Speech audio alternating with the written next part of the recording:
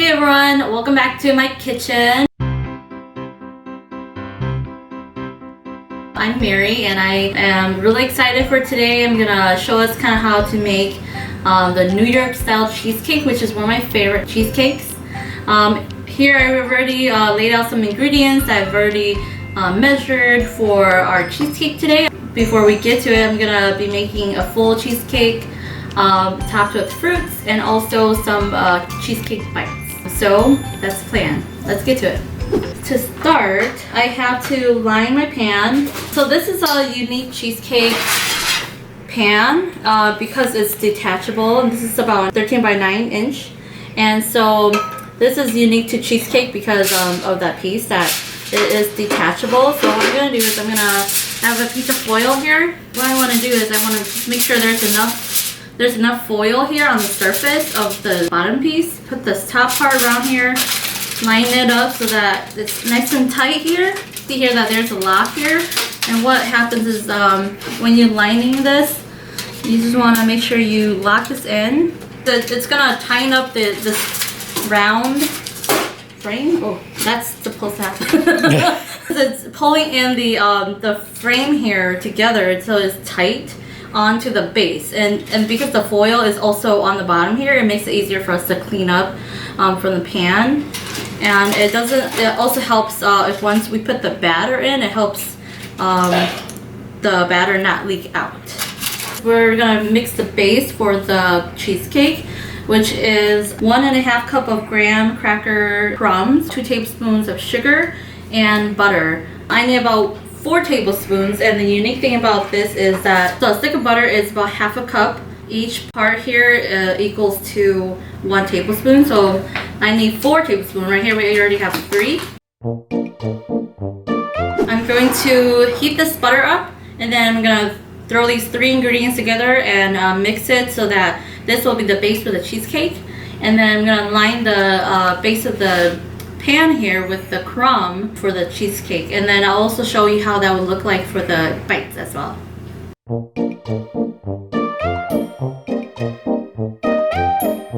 Now I have my melted butter, I'm gonna throw these 3 ingredients together. Cracker crumbs, spoons of sugar, 4 tablespoons of melted butter. Then together. I don't usually put the base on. Sometimes I feel like the graham cracker is too much and I want to bite more into the cheesecake, but some people like the base because it adds more of that crunch. So it's a choice, but usually when I do it, I don't put the base on. This is a recipe that I found on the packaging of the cream cheese, and I really like it because I love the cheese taste to the New York style cheesecake more than the other styles of cheesecake, and so that's why I really like this one. It looks like it is mixed thoroughly. So what I'm gonna do is I have to pat this onto the pan that I've lined, and then also add these into the cheesecake bites. So this is a very easy recipe. It only requires some ingredients. That's why I love making this recipe, because it's very easy. This is wrong. So these are the miniature size, and I've lined them with the cupcake liner cups. Also go about a teaspoon per cup.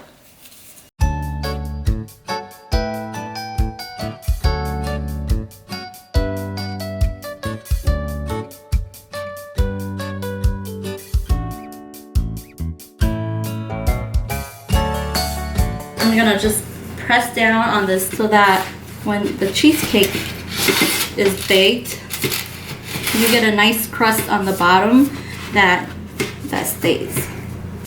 So that's our base, our crust. Next, we're gonna work on our cheesecake now, which calls for cream cheese, eggs, and sugar. We have vanilla flavoring just to add a little bit more flavor into it, and we have to beat down the cream cheese. We need about 4 packets of these 8-ounce cream cheese. I like using the Philadelphia brand just because It came with the box where the recipe is from. I'm going to beat the cream cheese first, and then once they've kind of been beaten a little bit and they become soft, then I will add in the sugar. And I have about 1 cup of sugar here that we're going to be adding to the cream cheese. And then I'll add in about a tablespoon of the vanilla extract. So the tool that I'm going to be using with my KitchenAid to beat down the cream cheese is this tool right here. Instead of the whisk, because I'm not trying to bring in air into the cream cheese.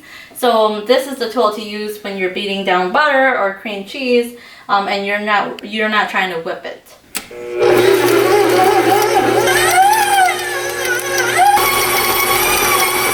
So now I'm gonna add in the 1 cup of sugar in with the beaten sour cream or cream cheese, not sour cream.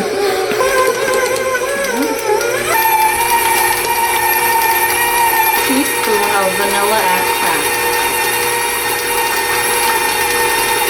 We're already halfway there. And this next part, I'm gonna add in 1 egg at a time. We need about 4 eggs, and so we're gonna slowly add 1 at a time so that it gets mixed in there well. We don't want to add all the eggs in at once, because then it's gonna get too watery and it might make a little mess. And so we're gonna do 1 at a time. That's the last one.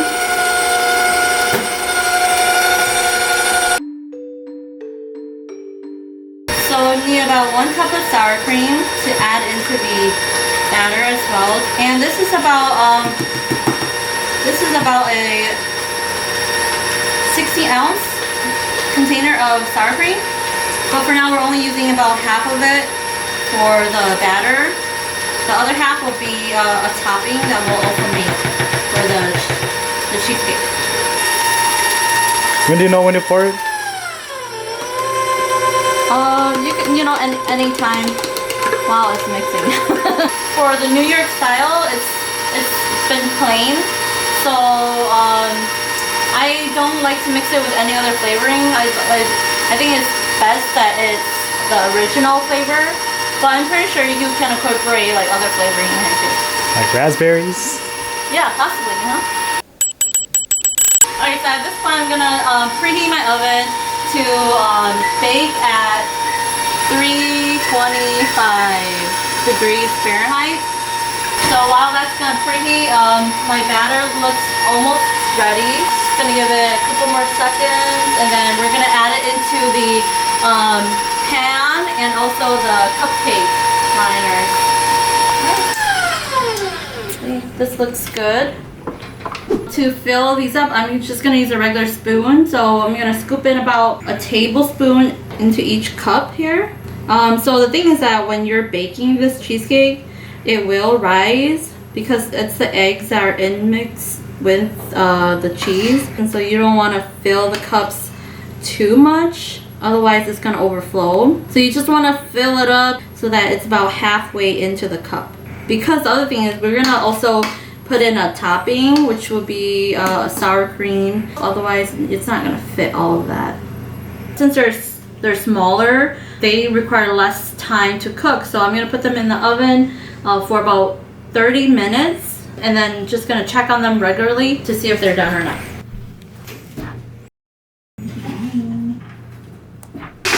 Now for the cheesecake.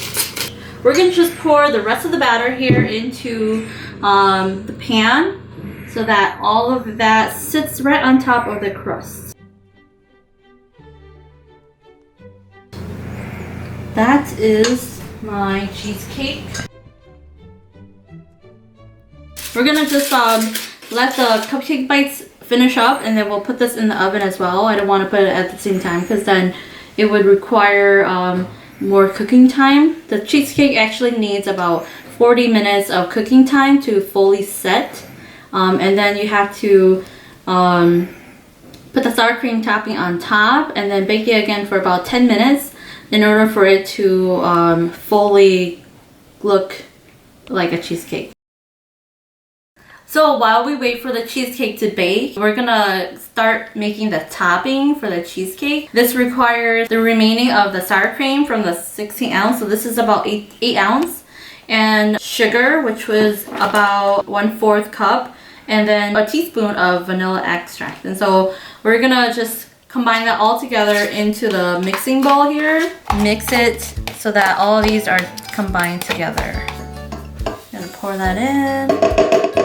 1 teaspoon of vanilla extract. There.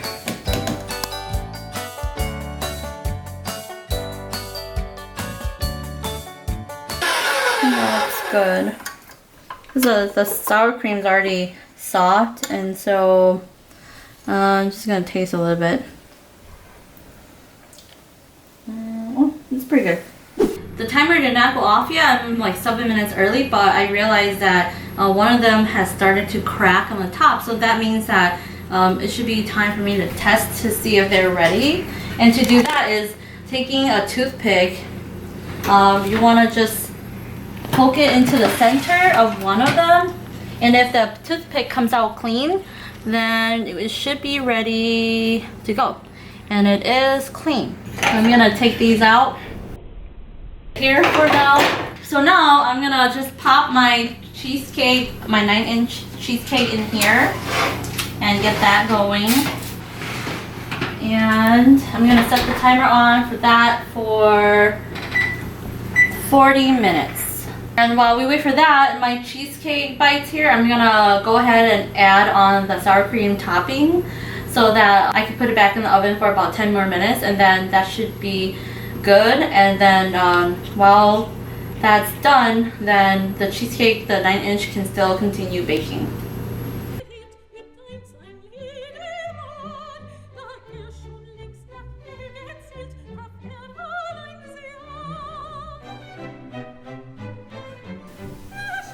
Yeah, the waiting time starts now. They look ready. We're gonna, the sour cream topping is set. Alright, so we're gonna just let them sit here until they fully cool down. In the meantime, I'm gonna prep some of the fruits that are gonna go on top of it. It's always best to have fruits as a topping in addition to the cheesecake. The fruit just adds in a lot more freshness and tartness into the sweet of the cheesecake. And so right here in front of me I have some of my favorite berries: raspberry, blueberries, and strawberries. It's been a couple minutes and the cheesecake bites have cooled down, so I've transferred them from the pan to the wire rack here. And so I'm gonna top it off just with some of the berries that I have here.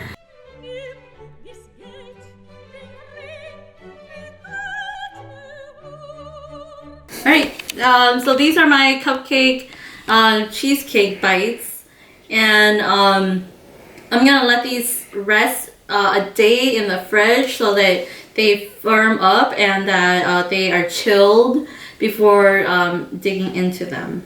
However, if you are interested, you can eat the cheesecake like this. They are just a lot more soft since they're freshly baked, and otherwise it is recommended to just leave it overnight until they firm up.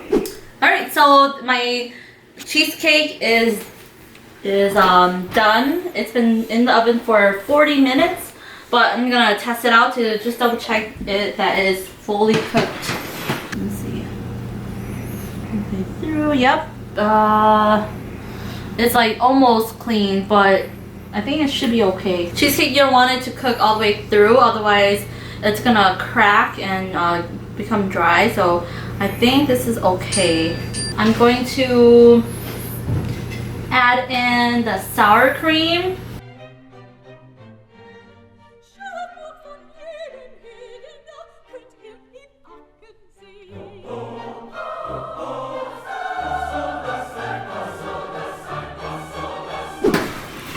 Pretty good and really full, so I'm gonna carefully take it out.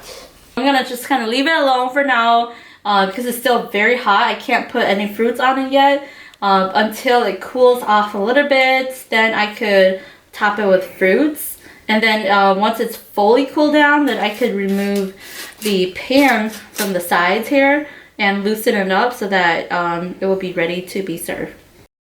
Hey everyone, it's day 2, and I've already set the cheesecake in the fridge overnight. I've already topped it with the fruits, and so today we're gonna look at how it turned out. And so let's get to it.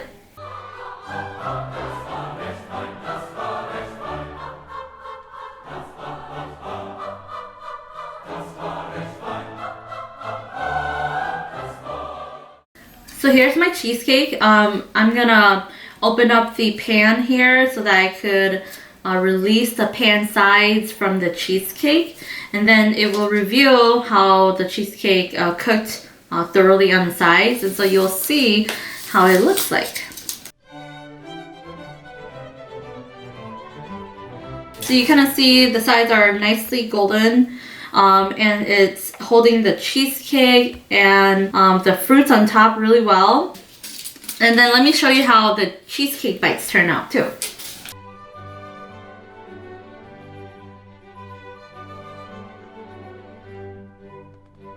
So my cheesecake bites turned out really nice. They have a nice coating on the bottom with the graham crackers. And so the graham cracker also allows the cheesecake to release from the lining very easily. So you could just kind of pop this into your mouth and eat it without any worries about the cheesecake crumbs or anything left behind. And so it looks beautiful and perfect. All right, my favorite part. Let's taste it.